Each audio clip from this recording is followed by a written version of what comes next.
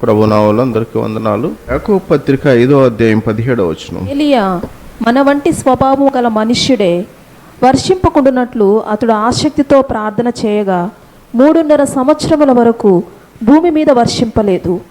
అతడు మరలా ప్రార్థన చేయగా ఆకాశము వర్షం ఇచ్చెను, భూమి తన ఫలము ఇచ్చెను. ప్రైజ్ లార్డ్, హల్లెలూయా. మనం మొదటి రాజుల గ్రంథం 17వ అధ్యాయంకి వెళ్ళిపోతాం. మొదటి రాజుల గ్రంథం 17వ అధ్యాయంలో మొదటి వచనంలోకి వస్తే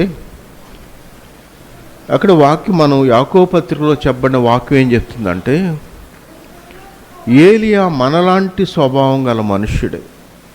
ఆయన పుట్టుకలో కానీ, ఆయన తల్లి గర్భంలో మోయటంలో కానీ ఏం ప్రత్యేకత ఏం లేదు. కానీ ఆయనలో ఉన్న ఆసక్తి చాలా గొప్పది. ఆసక్తి ఎంతగా ఉందంటే, నా ప్రార్థన దేవుడు వింటాడు, నా ప్రార్థనకు జవాబుగా వీళ్ళందరికీ బుద్ధి రావాలంటే, అంటే ఆయన ఆశ ఏందో తెలుసా? ఈ ప్రజలందరూ దేవుణ్ణి తెలుసుకోవాలా. వాళ్ళు దేవుణ్ణి తెలుసుకోకనే ఉన్నారు. ఆయనైతే మన కోసం భూమి ఆకాశాన్ని సృష్టించాడు, గాలిని, నీరుని, వెలుతుర్ని అన్నీ ఇచ్చాడు. ప్రతీది కూడా మనం అనుభవించాం. అవన్నీ చాలదాన్ని మన కోసం ఈ లోకానికి మానవుడిగా వచ్చి ప్రాణం ఇచ్చాడు, రక్తం చిందించాడు. ఇన్ని చేసిన ఇన్ని తెలుసుకోలేదే. వాళ్ళకు వర్షం కావాలంటే కప్పలకి పెళ్ళిళ్ళు చేస్తారు, తెలంగాణ సైడ్ అయితే కుక్కలకి చేస్తారు. అంటే వాళ్ళ నమ్మకాలంతా వీటి మీదనే ఉంది, కానీ సృష్టికర్త అయినటువంటి దేవుని మీద లేదే అనే హృదయంలో వేదన ఆయనకి. వీళ్ళకి బుద్ధి ఎట్ట వస్తూ ఉంది? దేవుడు కనికరం గల దేవుడు, ఋతువుల ప్రకారం మనకు వర్షాన్ని ఇస్తున్నాడు, జీవాన్ని ఇస్తున్నాడు, ఊపిరిస్తున్నాడు, అన్నీ ఇస్తున్నాడు. అన్నీ ఇస్తూ ఉంటే వాళ్ళకి ఎట్లా తెలుస్తుంది? ఇవ్వకుండా ఆప్తే కదా వాళ్ళకి తెలుస్తుంది. అన్ని రోషం వచ్చేసింది ఆయనకి. ఆ రోషంతో ఏం చేశాడు? ఆహాబు దగ్గరికి వెళ్ళి అంటాడు, ఎవని సన్నిధిలో నేను నిలవబడి ఉన్నానో, ఇశ్రాయేలు దేవుడైన యెహోవా జీవముతోడు, నా మాట ప్రకారం కాక ఈ సంవత్సరములో మంచైన వర్షమైన పడదని ప్రకటించెను. రే దేవుని బిడ్డలారా, నా మాట ప్రకారం చెప్తున్నా, ఈ దినాల్లో వర్షమైన మంచైన పడదు. అరే ఈయన మాట అంటాడేంది? నీవు ఏమన్నా సృష్టికర్త అయినా? లేదు దేవుడు ఏమన్నా చెప్పాడు, నువ్వు పోయి చెప్పమన్నాడా? లేదు కదా. ఆయనంతటా ఆయనే వచ్చి నా మాట ప్రకారంగా పడదంటాడు. అంటే ఈయన మాట అంతగా తీసుకుంటాడా దేవుడు? ఈయన మాటకి అంతగా ఆయన స్పందిస్తాడా? అలా స్పందించే పని అయితే ప్రభువుకి పక్షపాతం లేదు అంటున్నారు కదా.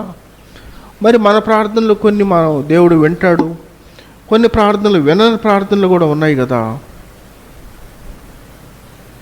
మరి ఏలియా ప్రార్థనకి ఎందుకు అంతగా ఖచ్చితంగా దేవుడు వింటాడు అని మనం పరిశీలన చేసుకోవాలి. అప్పుడు ఈ దేవుని బిడ్డలారా, అలా పరిశీలించుకునే ముందు ఒక మాట మనం ఏం గమనించాలంటే, ఏలియాకి అంత ఇంపార్టెంట్ ఎందుకు ఇచ్చాడు ఆయన? నాకు ఎందుకు ఇవ్వట్లేదు?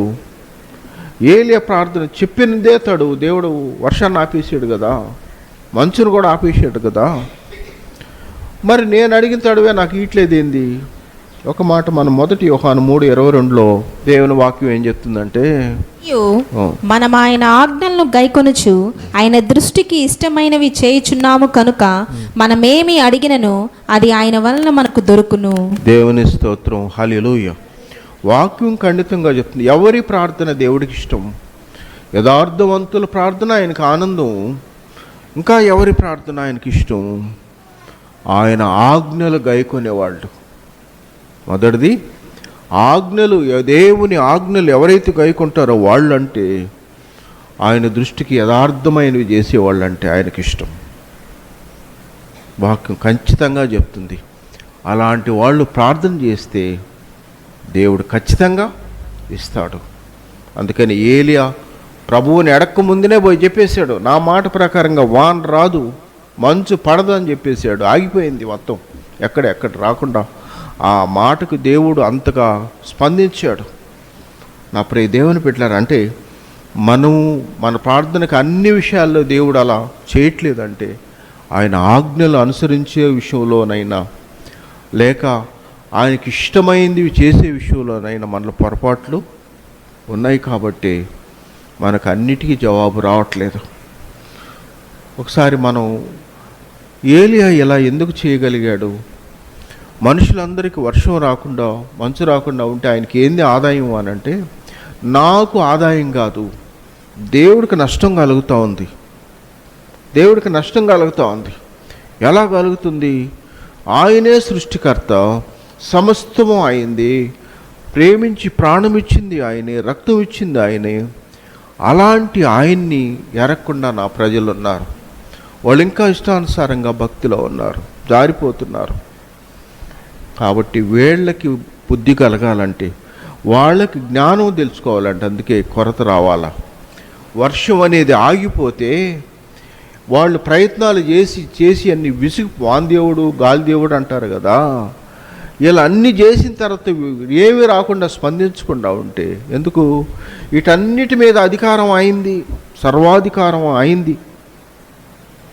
కాబట్టి ఆయన అధికారం కింద అప్పుడు ఏవి రాలేదు, ఎన్ని ప్రయత్నాలు చేసినా అంటే అప్పుడు ఆయనే నిజంగా వీటన్నిటికీ దేవుడని సత్యం నా ప్రజలకు వస్తుంది అని వాళ్ళు తెలుసుకొని ఆయన ఏలియా అలా ప్రార్థన చేయగలిగాడు.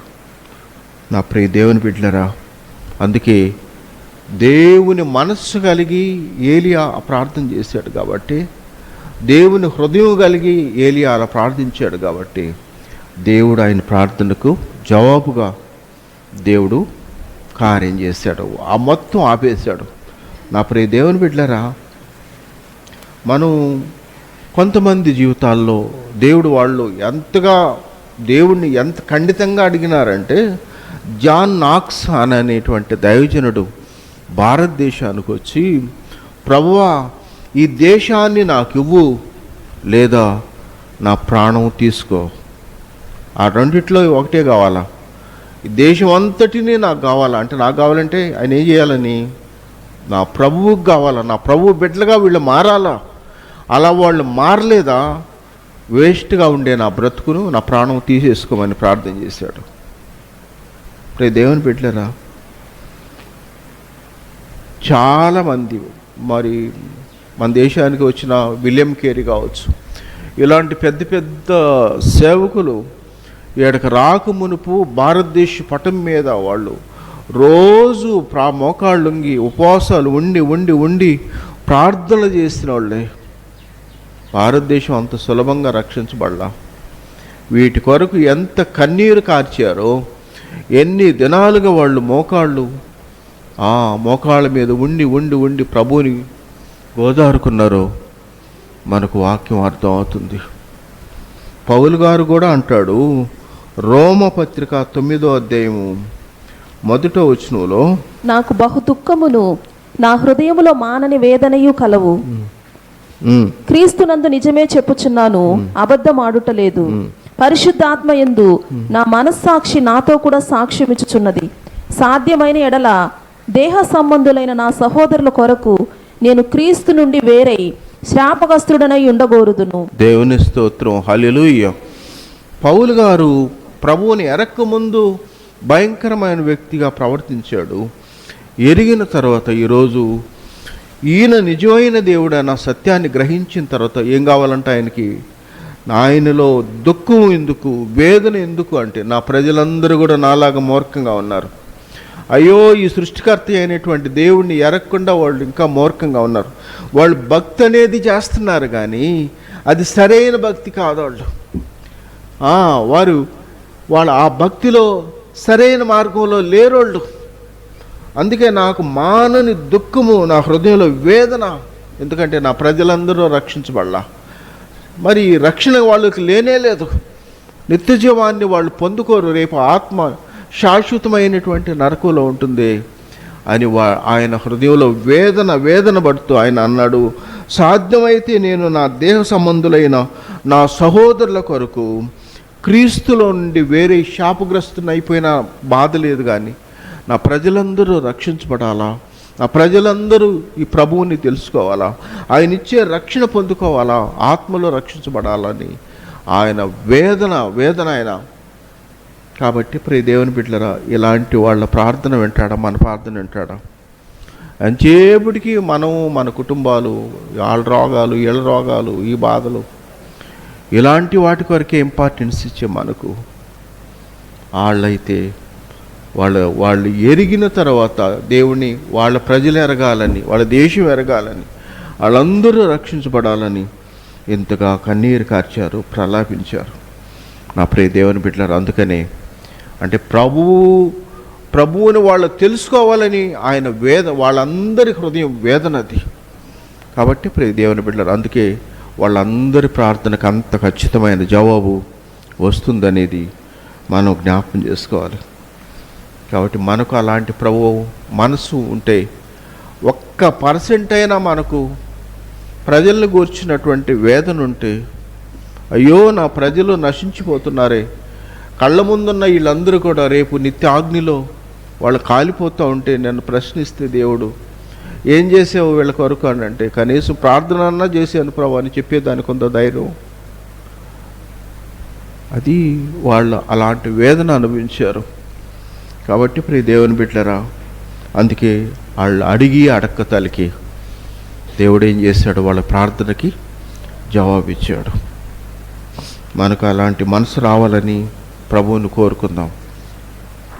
రెండవ మాటకు మనం గమనిస్తే అపోస్తుల కార్యం 17వ అధ్యాయం 11. తెసలోనికిలో ఉన్న వారి కంటే గనులై ఉండిరి కనుక ఆసక్తితో వాక్యమును అంగీకరించి పౌలును సీలయును చెప్పిన సంగతులు అలాగున్నవో లేవో అని ప్రతి దినమును లేఖనమును పరిశోధించుచూ వచ్చిరి. చాలు. ప్రియ దేవుని బిడ్డలారా, వాక్యం బోధించేది ఎవరు? పౌలు, సీలయు. వాళ్ళు పండితులు, బైబిల్ పండితులోళ్ళు. పౌలు గారి నుంచి రాయబడిన, ఆయన చేతిగుండా రాసిన పత్రికలు, అమూల్యమైన పత్రికలు ఉన్నాయి. అలాంటి గొప్ప దైవజనులు వాళ్ళ దగ్గరకు వచ్చి వాక్యం చెప్తుంటే వీళ్ళు చెప్పింది అలా ఉండయా లేదా అని పరిశీలిస్తున్నారంట వాళ్ళు. అంటే ఏంది, గొప్పోళ్ళు చెప్తే మనం అసలు పట్టించుకోం కదా, ఇంత పెద్దవాళ్ళు చెప్తుంటే ఇంకా మనం తప్పులు ఎంచొచ్చా అనే రీతిలో మన వెర్షన్ ఉంటుంది. అలా కాదు. కొన్నిసార్లు బాగా ఎదిగి జారిపోయిన వాళ్ళు కూడా ఉంటారు. వాడు జారిపోయినోడు చెప్పే మాటలు తీవ్రంగా ఉంటాయి. కాబట్టి ప్రియ దేవుని బిడ్డలారా, అందుకని వాడు జారిపోని, వాళ్ళ పెద్దోళ్ళైనా కానీ చిన్నోళ్ళైనా కానీ, బెరయా సంఘస్థుల గనులు వాళ్ళకున్న ఆసక్తి ఏంటంటే దేవుని వాక్యాన్ని సక్రమంగా వినాలా, సరైందిగా వినాలా. ఒకవేళ సరైందిగా వినకపోతే, సరైన వాక్యములో వాళ్ళు ఎదక్కపోతే నష్టం ఏందో బెరయా సంఘానికి తెలుసు. మనకు ఇర్మియా గ్రంథం 14:14 ఏం చెప్పబడింది? మరి అబద్ధ బోధకులు, అబద్ధ ప్రవక్తులు వచ్చి నేను చెప్పని వాటిని కూడా వాళ్ళు బోధించినప్పుడు, బోధించినటువంటి అబద్ధ ప్రవక్తులు కానీ, ఆ వాక్యాన్ని విన్నటువంటి నా ప్రజలు కానీ అందరికీ శిక్ష ఉంటుంది అన్నాడు. ఏమన్నాడు దేవుడు? అబద్ధాలు చెప్పినటువంటి అబద్ధ ప్రవక్తలకిను, వాళ్ళ మాటలు విన్నటువంటి వీళ్ళందరికీ వాళ్ళకి శిక్ష ఉంటుంది. వాళ్ళు దేవుని ఉగ్రతకు గురవుతారని తెల్లం చేయబడింది. కాబట్టి ప్రియ దేవుని బిడ్డలారా, అంటే దేవుని వాక్యం ఎవడు చెప్తే ఏముందని కాదు, సరైనటువంటి రీతిలో వాక్యాన్ని నువ్వు వినకపోతే దేవుడు నీకు ఇచ్చిన ఆత్మరక్షణ నువ్వు కోల్పోయేదానికి ప్రమాదం ఉంది. కాబట్టి అలా కాకుండా ఉండాలంటే బెరయా సంఘస్థుల్లాగా మనం కూడా ఆ వాక్యాన్ని పరిశీలించే వాళ్ళంగా ఉండాలి. ఇప్పుడు నాకు సరైందా కాదా అని నాకు తెలియాలంటే ఏం చేయాలి? నేను వాక్యంలో బాగా జ్ఞానం కలిగి ఉండాలి. అసలు వాక్యంలో ఏముందో నాకు తెలుసుంటేనే ఎదుటోళ్ళు చెప్పేది కరెక్టా కాదా నాకు అర్థమవుతుంది. నాకు బైబిల్లో నాకు అసలు తెలియకపోతే ఎదుటోళ్ళు చెప్పింది కరెక్టా కాలేదని ఎట్లా అర్థం అవుతుంది? ఇప్పుడు బ్యాంకులో ఉండారు, క్యాష్ కౌంటర్లో, వాళ్ళకి దొంగ నోట్లు ఇన్ని ఉంటాయని ఆ దొంగ నోట్లు అన్నీ తెచ్చి చూపిరు. వాళ్ళకి ఏం చూపిస్తారంటే మంచి నోట్లు చూపిస్తారు. మంచి నోటు ఇట్లా ఉంటుంది అని చూపిస్తే వాళ్ళు ఏదైనా డౌట్ వస్తే ఇది మంచిదా లేదని పరిశీలన చేస్తారు. ఇది మంచిదంటే కరెక్ట్, మిగతా అన్నీ రాంగ్ అని లెక్క ఉంటుంది. కాబట్టి ఇప్పుడు దేవుని బిడ్డ దొంగ నోట్లు 1,00,000 వస్తూ ఉంటాయి. అవన్నీ కాదు, కానీ మంచి నోటు ఏందో వాళ్ళకి చూపించేస్తే తర్వాత వాళ్ళు దొంగ నోటు ఈజీగా పట్టేస్తారనేది మనకు తేటతెల్లం చేస్తుంది. కాబట్టి నా ప్రియ దేవుని బిడ్డలరా, బెరయా సంఘస్థులు వీళ్ళు గొప్ప పెద్ద ప్రవక్తల్ని, వీళ్ళు మంచిగా చెప్పుండొచ్చులని కూడా వాళ్ళు ఏం మొలాజేం లేదు. దేవుని వాక్యాన్ని వినే విషయంలో వాళ్ళు మొలాజు లేకుండా ఉన్నది ఉన్నట్లుగా వినటం వాళ్ళకి ఇష్టమైంది. కాబట్టి అందుకే దేవుని వాక్యం ఏం పేరు పెట్టిందో వాళ్ళకి, గనులు. వాళ్ళు గనులై ఉండిరి అని వాక్యం తేటతెల్లం చేస్తుంది. నా ప్రియ దేవుని బిడ్డలరా, కాబట్టి మనము దేవుని వాక్యములో మనం ఎదిగిన వారంగా ఉండాలి. దేవుడు మనకు చదువులు ఇచ్చాడు ఎందుకు అని అంటే, సత్యమేందో అసత్యమేందో మనం ఎరిగినటువంటి వారంగా ఉండాలని దేవుడు ఇష్టపడుతున్నాడు. మనకు 2వ పేతురు పత్రికలో 2వ అధ్యాయం ఏం చెప్తుంది అని అంటే, మొదటి నుంచి, అబద్ధ ప్రవక్తలు ప్రజలలో ఉండిరి, అటువలనే మీలోనూ అబద్ధ బోధకులుందురు. వీరు తమను కొనిన ప్రభువును కూడా విసర్జించుచు తమకు తామే శీఘ్రముగా నాశనము కలుగు చేసుకునుచు నాశనకరమగు భిన్నాభిప్రాయములను రహస్యముగా బోధించుదురు. మరియు అనేకులు వారి పోకిరి చేష్టలను అనుసరించి నడుతురు. వీరిని బట్టి సత్యమార్గము దూషింపబడును. వారు అధిక లోబులై కల్పనా వాక్యములను చెప్పుచు మీ వలన లాభము సంపాదించుకొందురు. వారికి పూర్వము నుండి విధింపబడిన తీర్పు ఆలస్యము చేయదు. వారి నాశనము కునికి నిద్రపోదు. చాలు, ప్రైలాడు హల్లెలూయా. పేతురు గారు అంటారు, అబద్ధ ప్రవక్తలు ఉన్నారు, అబద్ధ బోధకులు ఉన్నారు. వీళ్ళు ఎలాంటి వాళ్ళు అంటే, తన రక్తంతో కొన్న ప్రభువును కూడా వాళ్ళు విసర్జిస్తారు. ప్రభువును కూడా విసర్జించి తమకు తామే శీఘ్రంగా నాశనాన్ని కలుగు చేసుకుని భిన్నాభిప్రాయాలని ప్రజలకు బోధిస్తారు.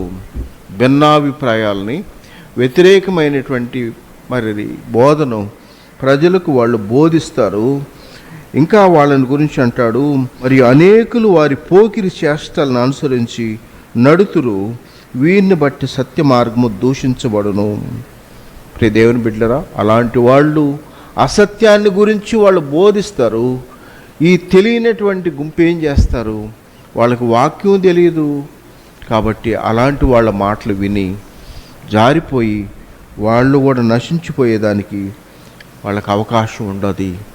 అందుకని దేవుడు చాలా స్పష్టంగా చెప్పాడు ఇక్కడ. ఏమనంటే 4వ వచనంలో, దేవదూతలు పాపం చేస్తేనే దేవుడు విడిచిపెట్టాడా? విడిచిపెట్టకుండా దాన్ని పాతాళంలో బంధించి పెట్టాడంట. పాపం చేసినప్పుడు ఇప్పుడు సాతానుగా మారింది పాపం చేసినప్పుడు. దేవుడు దేవదూతే కదా పోనీలే అని చెప్పి అనుకోలేదు, కానీ పాపం చేసిన సాతాను తీసుకుపోయి పాతాళంలో దాన్ని బంధించి పెట్టాడంట.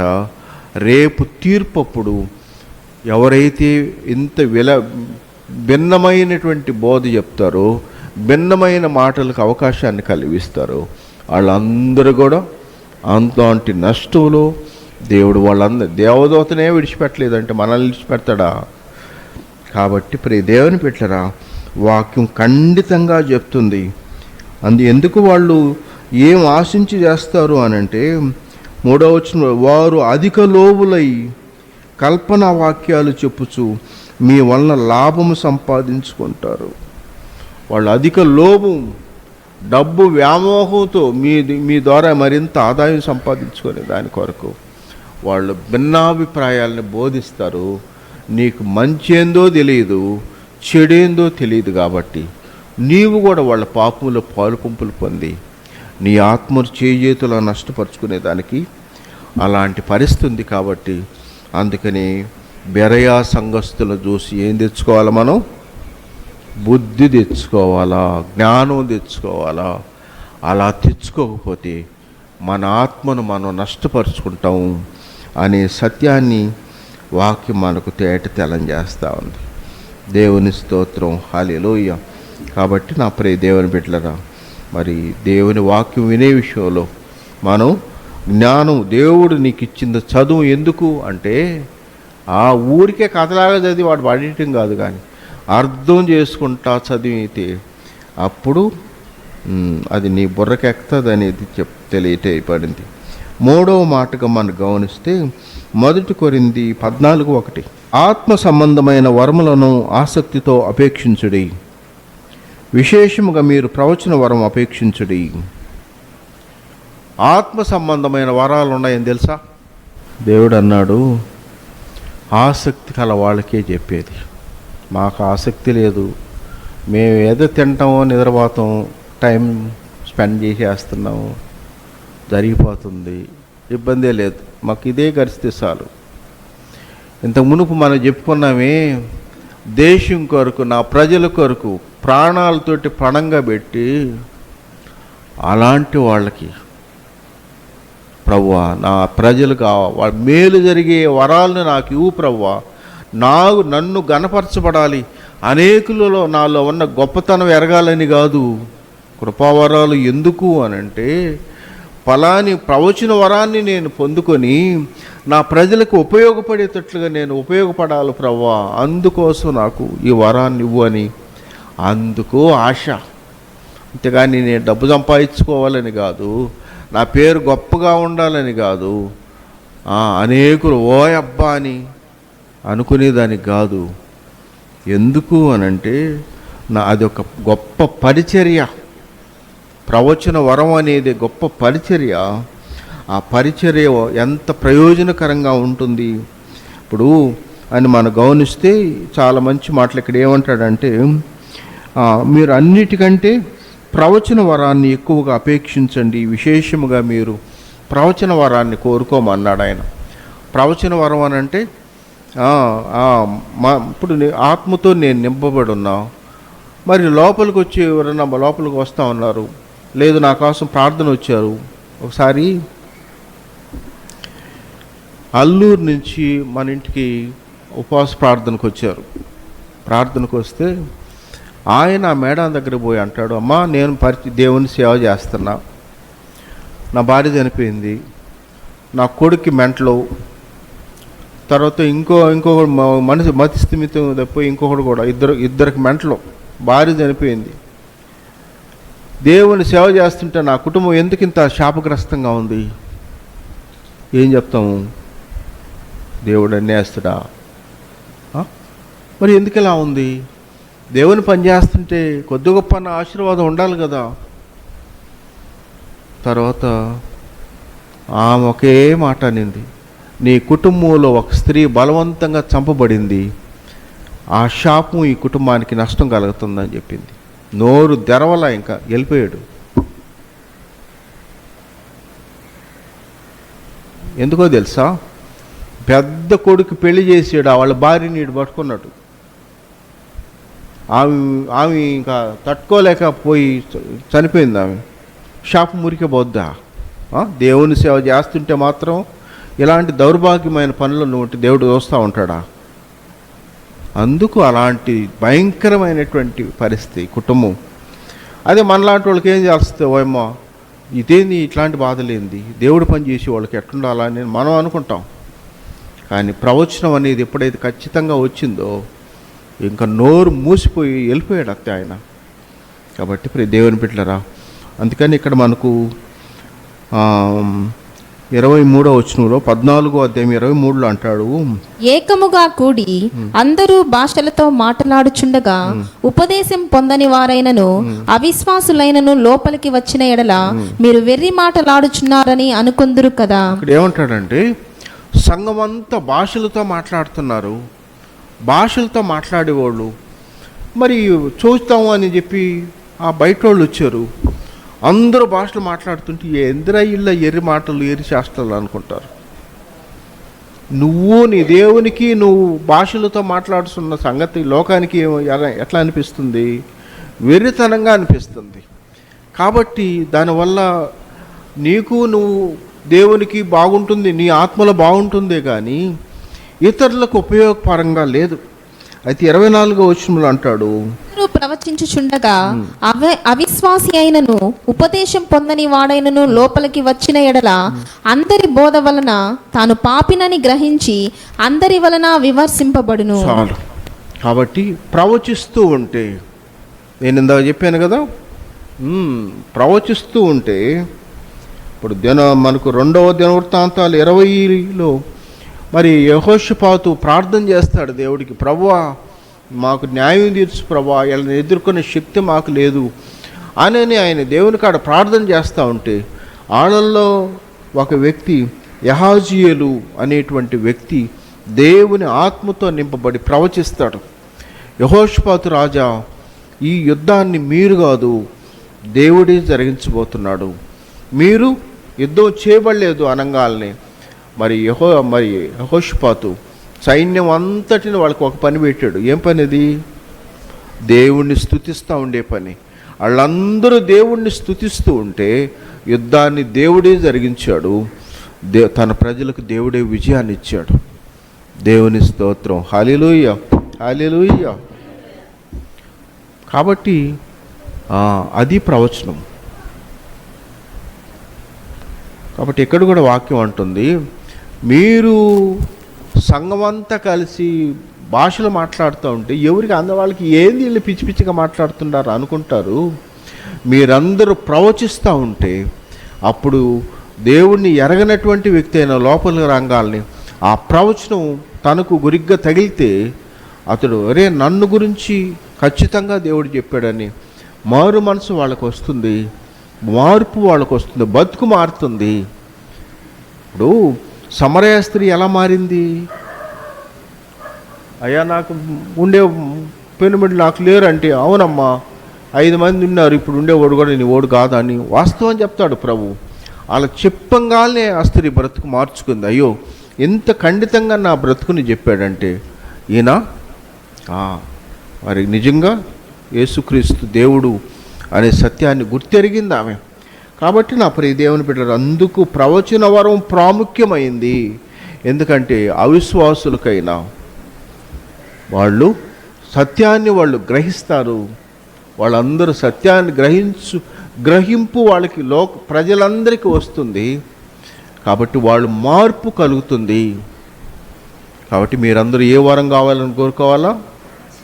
ప్రవచన వరాన్ని కావాలని కోరుకోమని దేవుని వాక్యం తేటతెల్ల చేస్తుంది. కాబట్టి ప్రియ దేవుని బిడ్డలారా, అంటే మరి ఆ ప్రవచనం ద్వారా మరి ఒక ఆత్మ రక్షించబడుతుంది. సంఘమంతా సర్వసత్యములో దినదినము ఎదుగుతుంది. కాబట్టి దేవుని బిడ్డలు సంఘం డెవలప్మెంట్ కొరకు, ఆత్మల రక్షణ కొరకు వాళ్ళు ప్రవచన వరాన్ని వాళ్ళు ఆసక్తిగా అపేక్షించమని దేవుని వాక్యం తేటతెల్లం చేస్తుంది. దేవుని స్తోత్రం. హల్లెలూయా. 3 విషయాలు నేర్చుకున్నాం. మొదటిది, ఏలియా ప్రార్థన. ఆసక్తిగా ప్రార్థన చేయగా దేవుడు ఆయన ప్రార్థనకి ఖండితంగా జవాబిచ్చాడు, వర్షాన్ని ఆపేశాడు. రెండోది, బెరయా సంఘస్థులు పెద్ద దైవజనులు వచ్చి వాళ్ళకి వాక్యం చెప్తుంటే ఎంత గొప్ప దైవజనుడేలే, కరెక్ట్ చెప్తాడులే అనుకోలేదు ఆయన. ఎట్టటోళ్ళు కూడా ఒక రాంగ్ చెప్పేది అనుకుంటుంది. కాబట్టి సరైన వాక్యం వినాలా, సక్రమంగా ఎదగాల. అంతేగాని అక్రమమైనటువంటి బోధ వింటే ఆత్మ నశించిపోతుంది. కాబట్టి అలా వినకూడదని ఆయన ఏం చేశాడు? బెరయా సంఘస్థులు ఆసక్తి కలిగి దేవుని వాక్యాన్ని వాళ్ళు విన్నారు, వాళ్ళ ఆత్మను రక్షించుకున్నారు, మనలాంటి వాళ్ళకి మాదిరి చూపించారు వాళ్ళు. మూడోది మనం ఏం చేసాము? కృపావరాల్లో శ్రేష్టమైంది మీరు ఎన్నుకోండి అన్నాడు. కృపావరాలని 9 కృపావరాలు ఉన్నాయి. వాటన్నిటిలో ప్రవచన వరం శ్రేష్టమైంది. దేవుని ఆత్మతో నింపబడి ప్రవచించినప్పుడు ఎదుటి వ్యక్తి హృదయంలో ఆ మాట తగిలిందంటే నన్ను గురించి దేవుడు బ్రతుకు మార్పు తెచ్చుకోమన్నాడు అని మారేదానికి అవకాశం ఉంది. కాబట్టి మనం ప్రవచన వరాన్ని మరి మనం కోరుకుంటేనే అది మనకు మరి మేలు ప్రయోజనం ఉంటుంది. మరి మనకు అపోస్తుల కార్యం 21వ అధ్యాయంలో 8వ వచనంలో ఫిలిప్పు ఇంట ప్రవేశించాడంట. పౌలు గారు ఫిలిప్పు ఇంట ప్రవేశించారంట. కన్యకలుగా ఉన్న 4 కుమార్తెలు అతను కుండిరి, వారు ప్రవచించువారు. దేవుని బిడ్డలరా, ఆయనకి 4 కూతుర్లు అంట ఫిలిప్పుకి. వాళ్ళందరూ ఎవరు? ప్రవచించేవాళ్ళు. అంటే దేవుని మందిరం విస్తరణ కొరకు వాళ్ళకున్న ఆ ప్రవచన వరం ఎంత గొప్పగా ఉపయోగపడుతుందో మనం గమనించాలి. అక్కడ ఒక ఆయన వచ్చిన నుంచి మనం గమనిస్తే, అగబు అనేటువంటి ఒక ప్రవక్త నేరుగా పౌలు గారి దగ్గరకు వచ్చి ఆయన నడికట్టు తీసుకొని,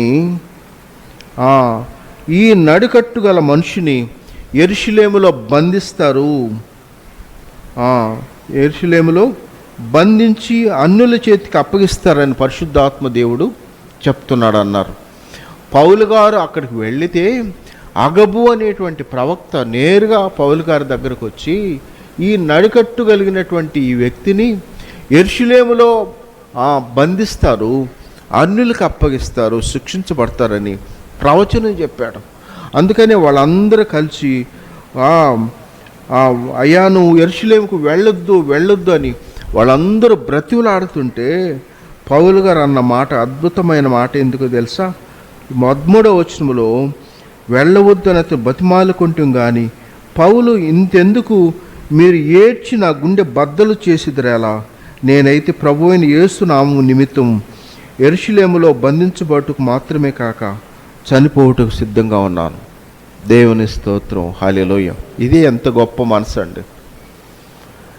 ఏడ్చి మీరు వెళ్ళొద్దు, నేను దెబ్బలు తింటాను, కొట్టబడతానని మీరు ఏడుస్తున్నారు.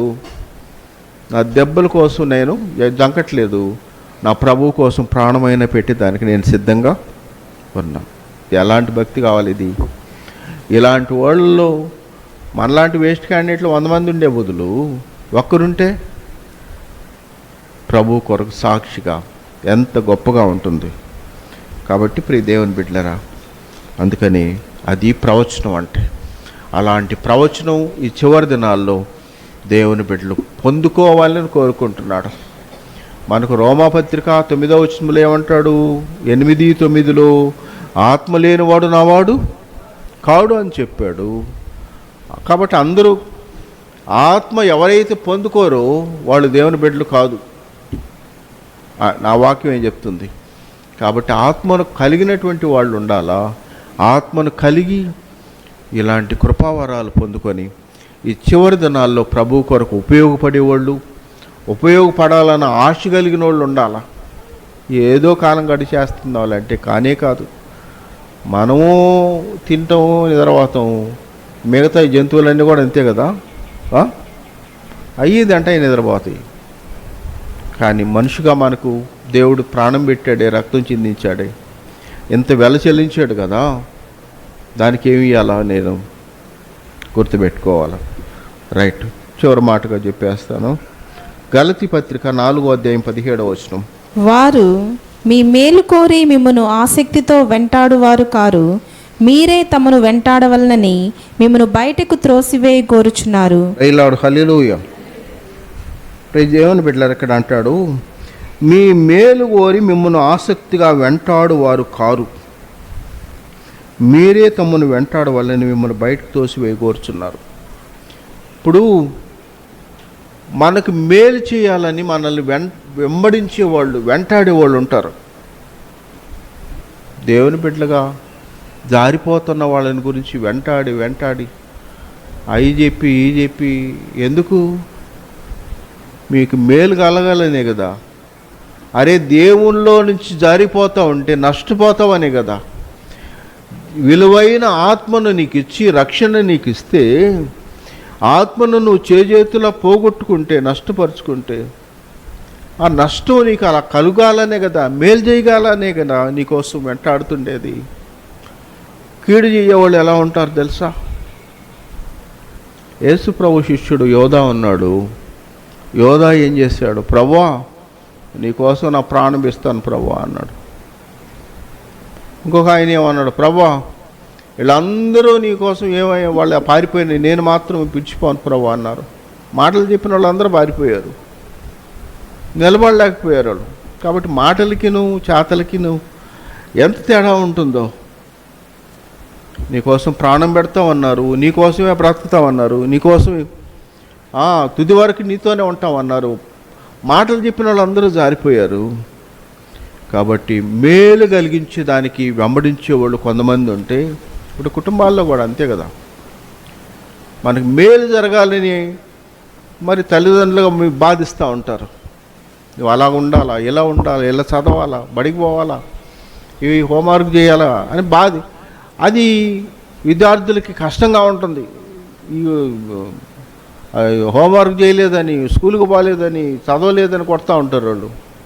అరే అవన్నీ ఎందుకురా అంటే నీకు మేలు జరగాలని, కీడు జరగాలని కొడతారా వాళ్ళు? లేదు కదా. అదేవిధంగా లోకంలో కూడా మనకి కీడు చేయాలని వెంబడించే వాళ్ళు కూడా అనేకులు ఉంటారు. బాగా స్నేహం చేసి నిన్ను నడేట్లో ముంచేసేవాళ్ళు ఎన్ని జరగట్లేదు ఇన్సిడెంట్లు. యవనస్తులకు ఎంత బోల్తా పడతారంటే,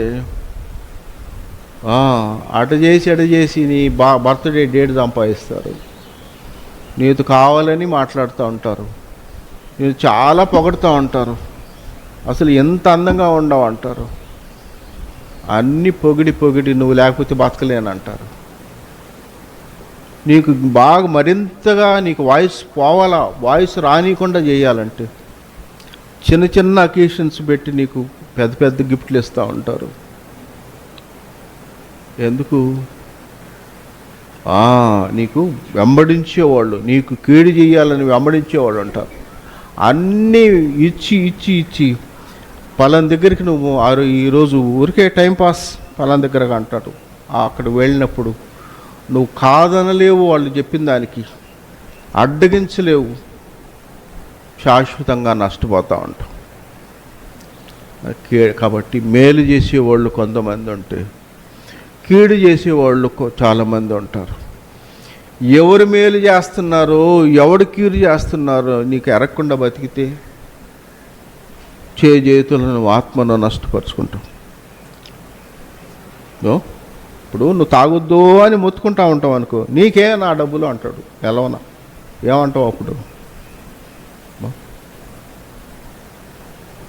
ఒకసారి ఒక అమ్మాయి పెళ్లి విషయంలో నేను జబ్బోతే నువ్వు కానీ చేస్తావా అనేది వాళ్ళమ్మ, తప్పని మూసేసా నేను.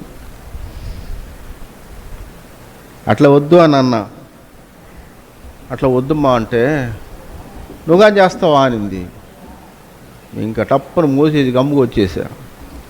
అది వాళ్ళ ఇష్టం అది, కానీ అలా చేస్తే ఎంత నష్టం అనేది మనకు దేవుడు తెలియజేస్తుంటాడు. కాబట్టి ప్రియ దేవుని బిడ్డలారా, మనకు మేలు కలగాలని వెంబడించేవాళ్ళు కొంతమంది ఉంటే, కీడు కలగాలని వెంబడించేవాళ్ళు అనేకులు ఉంటారు. నీకు ఎవరు మేలో ఎవరు కీడో కూడా తెలియకుండా కొంత అజ్ఞానంగా గడిపేస్తే అది నష్టపోయేదానికి అవకాశం, శాశ్వతంగా నష్టపోయేదానికి అవకాశం ఉంటుంది. కాబట్టి ప్రియ దేవుని బిడ్డలారా, నీ ఆసక్తి వీటన్నిటిలో దేంట్లో నీ ఆసక్తి ఉంది? ప్రార్థన జీవితంలో ప్రభువు నా మాట ఖచ్చితంగా వింటాడు అనే దాంట్లో నీ ఆసక్తిగా ప్రార్థన చేస్తున్నావా? నీకు సరైన వాక్యం నేను వినాలా అనే దాంట్లో ఆసక్తి ఉందా? మంచి కృపావరం పొందుకొని ప్రభువుకు ఉపయోగపడాలనే దాంట్లో నీకు ఆసక్తి ఉందా? నీకు కీడు చేసేవాళ్ళ మేలు చేసే వాళ్ళకి ఏమి తెలియకుండా జీవితం గడిపేస్తున్నావా? అటు ఇటు కాకుండా అయిపోతావు. కాబట్టి నీ ఆసక్తి ఎందులో ఉందో గుర్తించుకుని ఆ రీతికి మనం మెలకువగలిగే లోకంలో జీవిద్దాం. ప్రభు ఒక మాట చెప్పాడు చివరిగా, పాముల వలె వివేకులై ఉండండి, పావురం వలె నిష్కపటులై ఉండండి. ఎంత మంచి మాట. పాముకి ఎంత వివేకం ఉంటుంది, ఆడ శబ్దం వినపడిందంటే టక్కన లేస్తుంది, అంత వివేకాన్ని ఇచ్చాడు. మబ్బు గబ్బుగా అటే పడి ఉండటం కాదు జ్ఞానం అంటే. వివేకం కలిగి లోకం ఎలా ఉంది, జాగ్రత్తగా నడుచుకోవటం వివేకం కావాలా. పౌరు నిష్కపటమైంది, ఏ కపటం లేదు. దేవుడు అన్నింటినీ పోషిస్తున్నాడు దేవుడు. కాబట్టి ప్రియ దేవుని బిడ్డలారా, మనలో ఆసక్తి దేంట్లో ఉందో మనల్ని మనం పరిశీలించుకొని రైట్. కాబట్టి మనం ఆ రీతిగా ప్రభువు రాకడ కొరకు ఎదుగుదాం. దేవుడి మాటలు దీవించును గాక.